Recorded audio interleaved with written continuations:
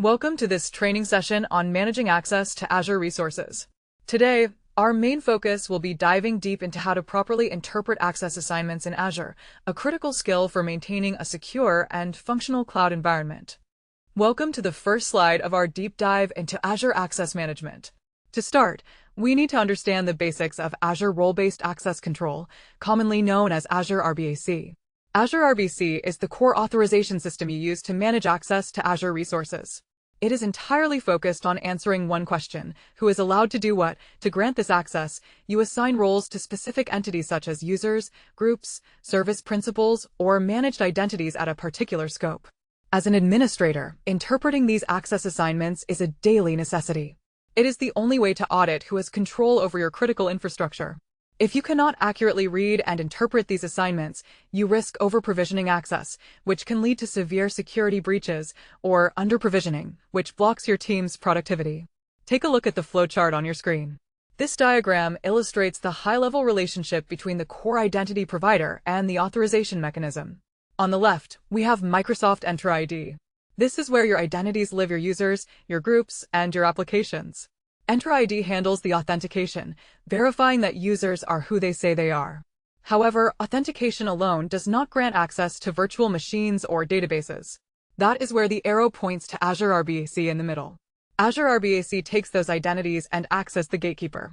It evaluates the role assignments and determines if the identity is authorized to interact with the Azure resources, shown on the right. When we interpret access assignments, we are essentially examining this exact bridge. To truly interpret an access assignment, you must break it down into its three fundamental components. Every role assignment consists of a security principal, a role definition, and a scope. First, the security principal represents the identity requesting access, which could be a user, a group, a service principal, or a managed identity. Second, the role definition is a specific collection of permissions like owner, contributor, or reader that defines the exact set of actions that can be performed on the resources. Finally, the scope defines the level at which this role assignment is applicable. Whenever you are looking at an access assignment in Azure, you must identify all three of these pieces to understand the context. If you miss one, your interpretation will be completely flawed. For instance, knowing someone is a contributor means absolutely nothing if you do not know the exact scope they are a contributor over. This diagram perfectly visualizes the anatomy of an access assignment. As you can see, the three independent nodes at the top, the security principal, the role definition, and the scope, all flow downward and converge to create a single role assignment. Think of it like a mathematical equation or a strict recipe. Security principal plus role definition plus scope equals your role assignment. If you alter any single node, the entire assignment changes dramatically. When you are tasked with interpreting access in a real-world scenario, your job is to reverse engineer this exact diagram.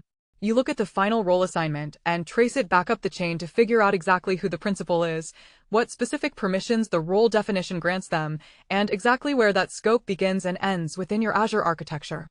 Why do we place such a heavy emphasis on interpreting access assignments? The most critical reason is security and enforcing the principle of least privilege. It is a security best practice to grant security principals only the absolute minimum privileges they need to perform their specific job. By correctly interpreting access, you can audit your environment to ensure that no one has broader access than necessary. You must avoid assigning broad roles at broad scopes, as limiting roles limits the resources at risk if an account is ever compromised. Furthermore, interpreting access is a daily troubleshooting tool. When an engineer complains they are getting an access denied error, or conversely, if they can delete a database they shouldn't be able to, you must interpret the access assignments to uncover the root cause and correct the configuration. Our flowchart here highlights the three primary drivers for interpreting access assignments. At the top, we have our three main goals: auditing security posture, enforcing least privilege, and troubleshooting errors. All three of these critical IT functions point directly to the central necessity of interpreting access assignments. If you cannot interpret access, you cannot enforce least privilege because you won't know what access currently exists. You cannot troubleshoot errors because you won't be able to verify if a user has the correct role. And you certainly cannot audit your security posture. This diagram serves as a reminder that interpreting assignments is not just a theoretical exercise. It is a foundational, operational requirement for any Azure administrator managing a secure cloud environment. Now let us do a deep dive into scope and inheritance, which is often the most confusing part of interpreting access. In Azure, scopes are structured in a strict parent-child relationship. You can specify a scope at 4 distinct levels: management group, subscription, resource group, and finally, the individual resource. The golden rule you must remember when interpreting assignments is that lower levels inherit role permissions from higher levels. This concept of RBAC inheritance is critical. For example, granting a user the owner role at the management group scope will grant that user owner rights to all the subscriptions, resource groups, and resources underneath it. Therefore, when you interpret a user's access on a specific virtual machine, you cannot just look at the VM itself. You must look up the hierarchy to see if they inherited access from the resource group or the subscription above it. This diagram maps out the Azure scope hierarchy. At the very top, we have the management group. The arrows flow downward to the subscription, then to the resource group, and finally to the individual resource. These arrows represent the flow of inheritance. When you apply a role assignment at any of these nodes, that permission cascades down the arrows to every child node below it. For instance, if you apply an assignment at the resource group level, it flows down to the resource, but it does not flow upward to the subscription. When you are interpreting an access assignment, you must trace these arrows. If a user has access to a resource, you have to follow the path backward up the chain to discover exactly where that access was originally granted. One of the most important concepts to grasp when interpreting Azure Access is the additive model. Azure RBAC uses an additive model, which means that overlapping role assignments simply add together. Let's say a security principal is assigned a role at a parent scope and a different role at a child scope. If a user is granted contributor rights at the management group scope and then is granted reader rights in a subscription, the user will still have contributor rights across the subscription. The most privileged access right takes precedence. When you are interpreting assignments, you must understand that you cannot use a standard role assignment to revoke or lower someone's access at a child scope. If they inherited owner rights from the subscription, giving them reader rights on a specific resource group does not limit them to read only. They remain an owner. Look at the diagram to see the additive model in action. We have 2 separate role assignments being evaluated.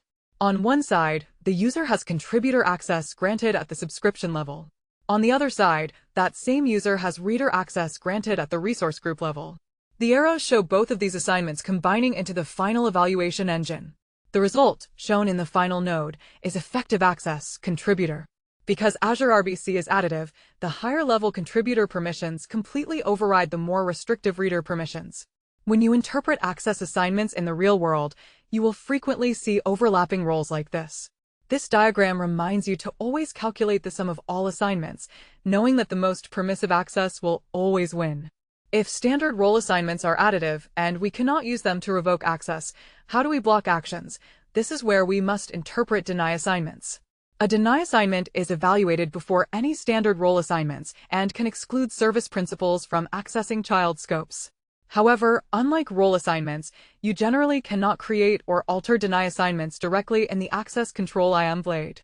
Instead, deny assignments are typically set and controlled by applying resource locks or by using Azure deployment stacks and blueprints. For example, if a read-only resource lock is applied to a storage account, it creates a deny assignment that prevents any modifications. Even if a user has the owner role, the read-only lock will block them from creating new containers because the deny assignment takes absolute precedence. This flowchart illustrates the access evaluation process, which is critical for interpreting assignments accurately. When an action request enters the system, the very first check is there a deny assignment? If the answer is yes, the request goes straight to the blocked node. It does not matter if the user is a global administrator or a subscription owner. The deny assignment halts the process immediately. If there is no deny assignment, the flow moves to the next check. Is there a role assignment allow? If yes, the action is allowed. By visualizing this flow, you can understand why a user with perfectly valid contributor rights might still receive an access denied error. When interpreting access, you must always check for locks or deny assignments first, as they sit at the very top of the authorization gateway. Now let us talk about how you actually interpret these assignments operationally. In the Azure portal, the Access Control, or IAM blade, is your primary tool for managing and interpreting access. This blade is available at any scope, whether it is a management group, subscription, or resource. To interpret access accurately, you should heavily rely on the Check Access tab. This tab allows you to check the effective access rights for any security principal at the current scope, and crucially, it displays access rights that are inherited from parent scopes. You can also use the Role Assignments tab to view specific grants and see exactly which roles are applied directly at that level. Using these tabs together gives you the complete picture required to interpret exactly what access a user holds and why they hold it. This diagram maps out the access control IAM blade in the Azure portal, which is your command center for interpreting access. From the main IAM blade, you can branch out into different tabs. The top branch takes you to the Check Access tab, which leads you to view effective access. This is where you see the final, calculated sum of a user's permissions, including all inherited rights. The bottom branch takes you to the Role Assignments tab, which allows you to view direct grants. This shows you the explicit roles assigned exactly at the scope you're viewing. By using both of these paths, an Azure administrator can perfectly decode and interpret the access matrix, understanding both the symptoms effective access and the root causes direct grants. For our final deep dive, we must look at how to interpret the underlying JSON code of a role definition. When you assign a role, you are really assigning a JSON document that explicitly states what is allowed and what is denied. A role definition consists of three main elements: actions, not actions, and assignable scopes. The actions array lists the operations that can be performed, such as read, write, or delete. The not actions array lists operations that are explicitly denied, even if they are broadly included in the actions section. This is vital to interpret. Not actions always take precedence over action items. By navigating to the Roles tab in the IAM blade and viewing the JSON, you can see the exact resource provider strings like Microsoft, compute/virtual machine/write to interpret the precise technical permissions granted by that role assignment. Our final diagram breaks down the JSON architecture of a role definition. At the top, we have the role definition JSON object. This splits into two critical arrays, actions and not actions. The actions array dictates the allowed operations, while the not actions array dictates the excluded operations. Notice the dotted line pointing from excluded operations back to allowed operations. This dotted line represents the override mechanism. If an operation is listed in not actions, it is explicitly excluded and subtracts that permission from the allowed operations. To truly interpret an access assignment at an expert level, you must understand this diagram. You cannot just look at the name of the role. You must inspect the actions and not actions arrays to decode the exact technical permissions granted to the security principal.